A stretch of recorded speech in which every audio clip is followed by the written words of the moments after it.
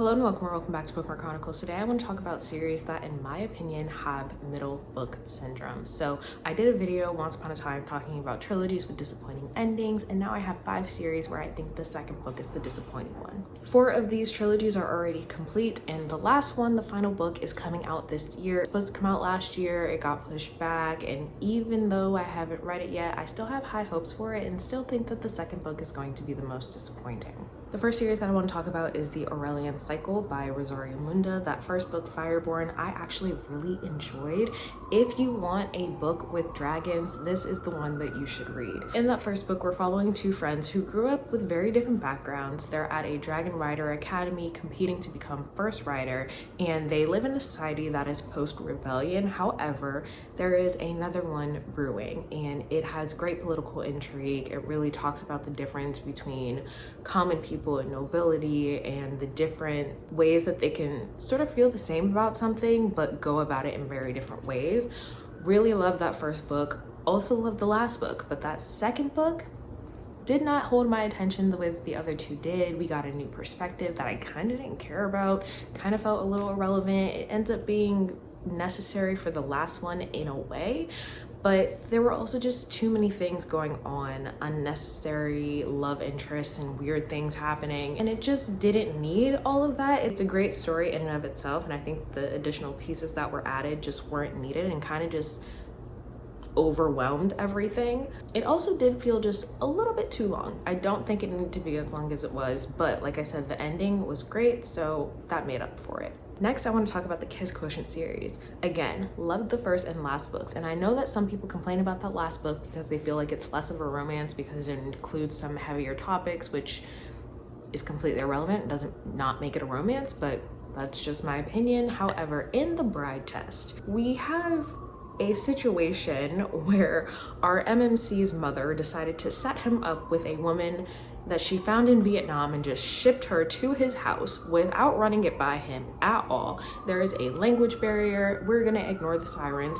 And also, she has a pretty big part of her life that she just keeps from him for the entirety of their relationship until the very last chapter.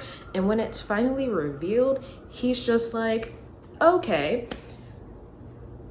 cool, we love a happily ever after. However, it does not make any sense for such a big secret to just be accepted without any questions whatsoever. Not even a, why didn't you tell me? It was just a, oh, that's a thing that's happening and I'm cool with it. And I don't think anybody in their right mind would just be okay with having something like that kept from them for so long. I mean, by so long, I kind of only mean like 3 or 4 months, but that's not the point. Miscommunication is annoying, right? However, when there's a language barrier, you can kind of understand, but then when you purposely just aren't saying what you know you should be saying, that is a whole different thing. So I personally was very disappointed in that book. Next, we have The Boyfriend Project by Farrah Roshan. If you know me, you know that I love this series and I love this author. However, the male main character in this book irritated my soul. In this one, we are following Taylor, who is a fitness coach, and then she is fake dating a former NFL player who had an injury. He's trying to get himself back in shape to re-enter the NFL. Please explain to me how and why you as a grown-ass man are refusing to eat vegetables. I'm sorry, are you too? Not only that, but you're a professional athlete. You've been an athlete pretty much your entire life, and you don't know that you need to eat a well-balanced meal? It's not making sense to me. I'm not understanding it. No. Literally every other character in this series I love, but him? No, couldn't stand him. This one hurts. Now we have Kingdom of Souls by Rita Barron. I loved this first book. In that one, we are following Ara. She just turned 16. She is the daughter of 2 very powerful witch doctors, but she doesn't have any magic. However, she's willing to do whatever she can to get it. Obviously, that goes wrong for so many reasons. But that first book, it was so fast-paced. There were so many things happening. It was really great. The second book, Reaper of Souls, it was like she had this one plot twist that she really wanted to implement, right? And instead of doing it just one good time, she did it like 3 or 4 different times. And I was just like, why are we gonna keep doing this? How many times did somebody bet you to see how many times you could fit this into one book? Because why are we doing this again and again and again? On top of that, then there's like a weird little love triangle happening, and I was like, wait a minute, it's not even a triangle really, it's more like a square. Actually, no, there were 2 separate love triangles and then it wasn't even real. Listen, it didn't need to go that way. It didn't need to happen. We didn't need all the extra shit. The story itself was already good, and then you just kept playing this little game, this little joke, little prank over and over again, and I was just like, why are we doing this? And lastly, if you are someone who knows my reading taste, who's read the series, you know exactly where I'm going with this, and it's the Between Earth and Sky series by Rebecca Roanhorse. We all loved Black Sun.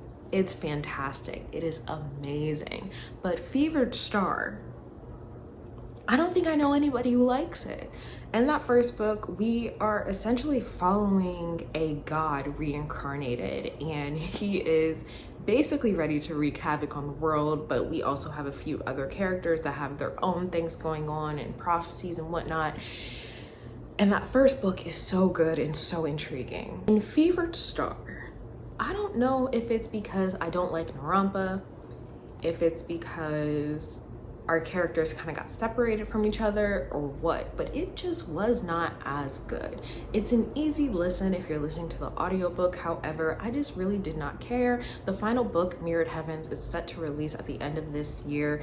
It got pushed back from last year, and I'm really hoping that it is the epic ending that I've been expecting. I'm not quite sure how it's going to end, but I know that shit's gonna hit the fan and I'm ready for it. So those are 5 books that I feel have middle book syndrome. Let me know if you agree, if you've read any of these, how you feel about them. I'm sure somebody's gonna disagree with me about the Bride Test and the Dating Playbook, and that's fine. But I personally just don't like miscommunication, and I don't like stupid characters. So let me know if you read any of these, or if they're on your TBR, what books you think have middle book syndrome. Otherwise, that's all I have for you today, and I'll see you in the next video.